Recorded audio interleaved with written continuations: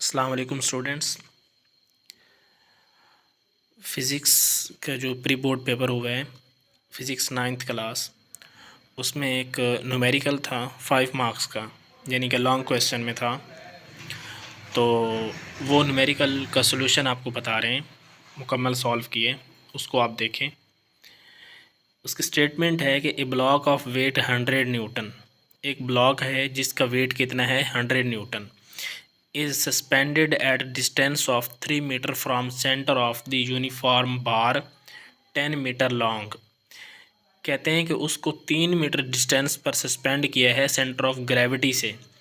किसके centre of gravity से? एक यूनिफॉर्म लेंथ का रॉड है, बार है जिसे कह रहे हैं, और उसकी लेंथ 10 मीटर है। तो 10 मीटर उसकी टोटल लेंथ है, तो सेंटर ऑफ ग्रेविटी आपको मालूम होना चाहिए कि वो हमेशा सेंटर में होगा अगर उसकी विड्थ यूनिफॉर्म है। ठीक है। अच्छा, कहते हैं कि what force is required to balance it, इसको बैलेंस करने के लिए कितनी फोर्स रिक्वायर्ड होगी at its centre of gravity by applying force at other end of the bar.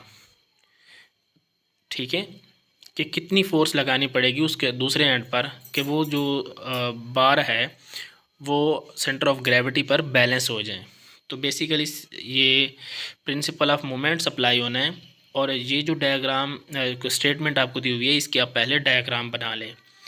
Diagram बनाने से आपको इसको सॉल्व करना आसान हो जाएगा। तो देखिए हमने डायग्राम कैसे बनाई है। ये हमने यूनिफॉर्म विड्थ का एक बार लिया है, जिसे रॉड समझ लें आप। ठीक है, तो जो रॉड होगा उसकी रीडिंग जो है वो 0 से स्टार्ट होगी और 10 मीटर तक, क्योंकि 10 मीटर लॉन्ग है ना, तो 0 से लेके 10 मीटर तक। और सेंटर ऑफ ग्रेविटी कहाँ पर होगा? सेंटर ऑफ ग्रेविटी हमेशा सेंटर में होता है, यानी कि 5 मीटर पर उसका सेंटर ऑफ ग्रेविटी होगा। ठीक है। अच्छा जी, so centre of gravity point जो जी होगा वो 5 मीटर पर होगा। ठीक है। अच्छा जी, उन्होंने कहा है कि सेंटर ऑफ ग्रेविटी से 100 न्यूटन ब्लॉक को कितने डिस्टेंस पर प्लेस किया गया है? 3 मीटर। तो आपने सेंटर ऑफ ग्रेविटी से दूसरी साइड पर आपने इसको 3 मीटर मूव करवाना है।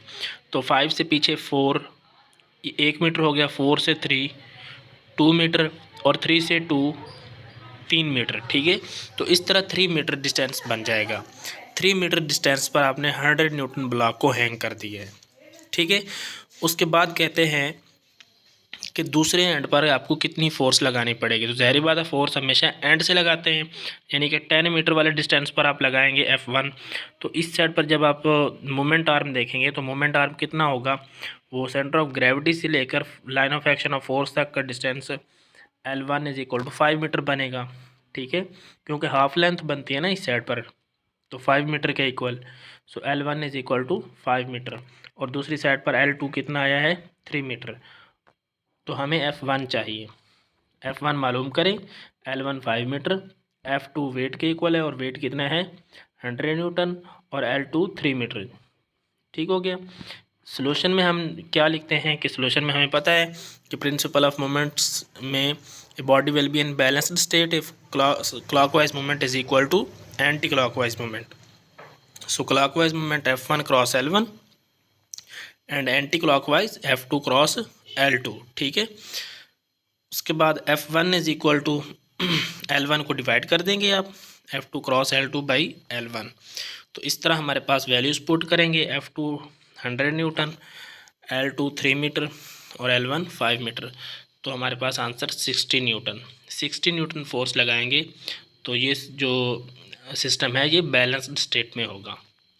ठीक है, तो ये इम्पॉर्टेंट न्यूमेरिकल हमने कवर कर लिया है।